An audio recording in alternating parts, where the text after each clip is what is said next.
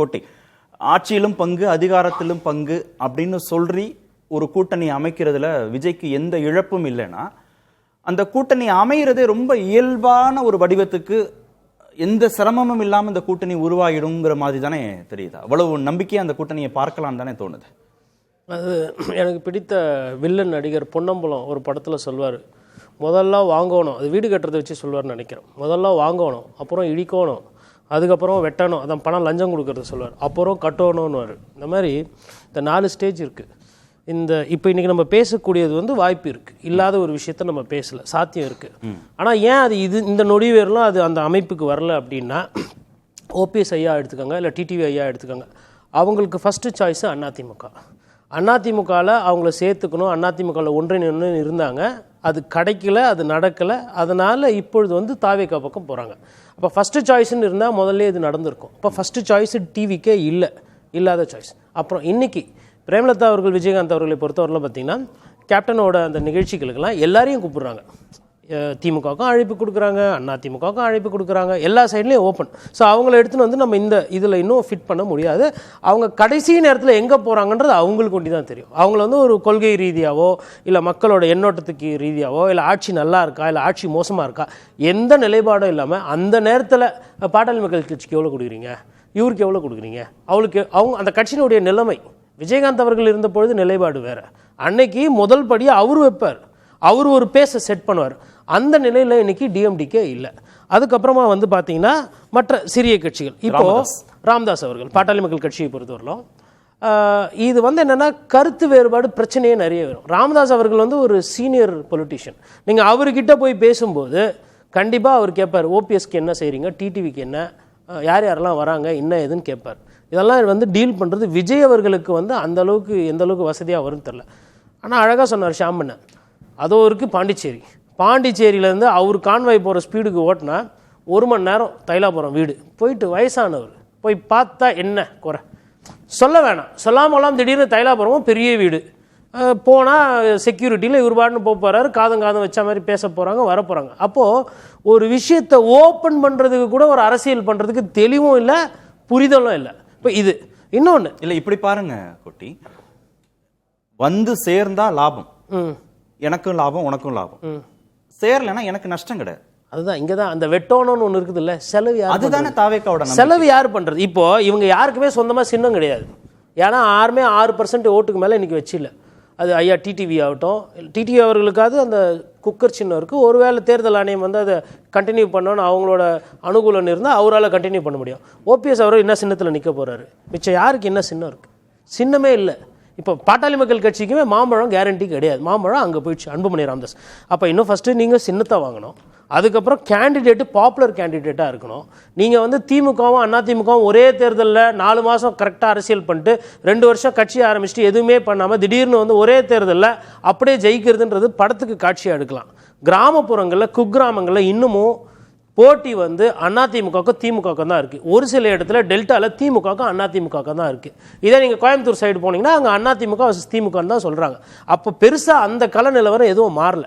அப்படி இருக்கும்போது வெறும் அந்த இளைஞர்கள் பட்டாளத்தை வைத்துக்கொண்டு நீங்கள் வந்து ஓகே ஓபிஎஸ் வராரு டிடி வராருன்னா நான் இதை எப்படி புரிஞ்சுக்கிறேன்? உங்களுக்கே தேவை இருக்குல்ல, பன்னீர்செல்வத்திற்கோ தினகரனுக்கோ தேவை இருக்குல்ல, ராமதாஸ்க்கோ தேவை இருக்குல்ல, இத்தனை சதவீதத்தை வாங்கணும், இத்தனை சட்டமன்ற உறுப்பினர்கள் வாங்கணும், அப்போதான் கட்சி அங்கீகாரம், தம்முடைய செல்வாக்கை நிரூபிக்க முடியும்னு அடுத்தடுத்த கட்டங்கள் அரசியல் பயணத்திற்கு அதை நிரூபிக்க வேண்டிய தேவை இருக்குல்ல. தேவை இருக்குது. இவங்க எங்கன்னா மக்கள் பிரச்சனை, அதாவது கூட்டணி அப்புறம் முடிவு பண்ணிக்கலாம். ஒரு பஸ்ஸோ இல்லை ஒரு காரையோ எடுத்துக்கிட்டு போயிட்டு அங்கங்கே போய் பிரச்சாரம் பண்ணலாம்ல, மக்கள் பிரச்சனையை பேசலாம்ல. இப்போ இன்றைக்கி பேசின்னு இருக்கிற இடத்துல கும்முடிப்பூண்டியில் எடப்பாடி பழனிசாமி பேசிக்கிட்டு இருக்கிறாரு. கொஞ்சம் 2 நாளைக்கு முன்னாடி நேற்று வந்து பெண்கள் மாநாடு போட்டு முதல்வர் வந்து சொல்கிறாரு திருப்பி திமுக ஆட்சி தான் வரும்னு சொல்லி பேசுகிறாரு. அவங்களாம் மக்களை போய் சந்தித்து வேலை தானே பார்த்துக்கிட்டு இருக்காங்க. நீங்கள் குறைஞ்சது உங்களோட ஆட்களை கூட நீங்கள் பார்க்குறது. ராமதாஸ் அவர்கள் பாட்டாளி மக்கள் கட்சி தலைவர் இப்போ அன்புமணியோட அந்த பிரச்சனைனால அதிகமான கூட்டங்கள் போடுறாரு, நேற்று பேசுகிறார்.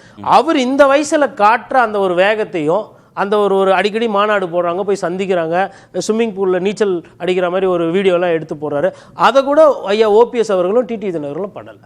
அப்போ மக்கள் சார்ந்த பிரச்சனையே நீங்கள் பேசாமல் பொழுதுக்கும் கூட்டணி கூட்டணி கூட்டணி அப்படின்றீங்க. சரி, விஜய் அவர்கள் இது சொல்லி எவ்வளோ நாள் ஆச்சு? ஏன் இவங்க முன்னாடியே வரல? அதாவது வேற எந்த பஸ்ஸிலுமே போக முடியாது, டிஎம்கே பஸ்ஸு ஃபுல்லு.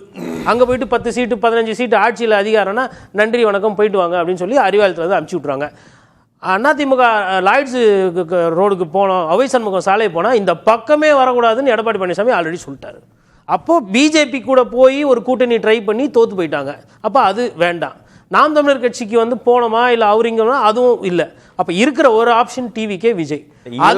நீங்க இயலாமையா பாக்குறீங்களா? இவங்களுக்கு இயலாமை தாவேகா கூட்டணிங்கிறது அவங்க இயலாமையா, வேற ஆப்ஷன் இல்லை. இப்போ அதிமுக இப்போ ஒருவேளை என்டிஏல சேர்த்துக்கவே இல்லை அப்படின்னா அவருக்கு வேற என்ன சாய்ஸ் இருக்குது? வேற எங்கே போக முடியும்? இன்னொன்று, இவர்கள் எல்லாமே விஜயை விட அரசியலில் சீனியர், சூப்பர் சீனியர். ஆனால் இன்னைக்கு நிலைமை என்ன? முதலமைச்சராக விஜய் அவர்களை ஏற்றுக்கணும், வேற வழியே கிடையாது, வேற சாய்ஸே கிடையாது. இன்னொன்று, சரி நீங்கள் வேட்பாளர் கணக்கு அப்படின்னு போட்டிங்கன்னா ஓபிஎஸ் கூட ஒரு 2 பேர் ஸ்ட்ராங்காக இருப்பாங்க. ஐயா ஓபிஎஸ் இருக்காங்க, வைத்தியலிங்கம் கூட யாருன்னா 1-2 பேர் சேர்த்துக்கோங்க.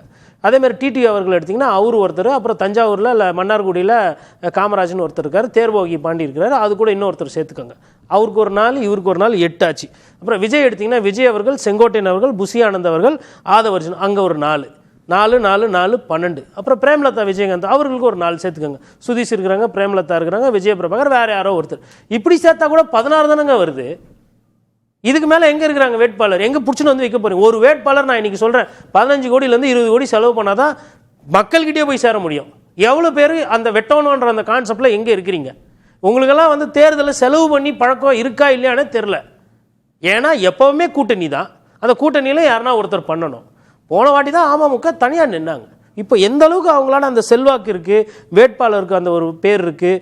அதுக்கப்புறம் கிராமங்களில் போகும்போது யார் எந்த அடிப்படை, எந்த சாதி, ஊரில் ஒரு பிரச்சனைனா நிற்பாரா கொல்லுவாரா அப்படியெல்லாம் பார்ப்பாங்க.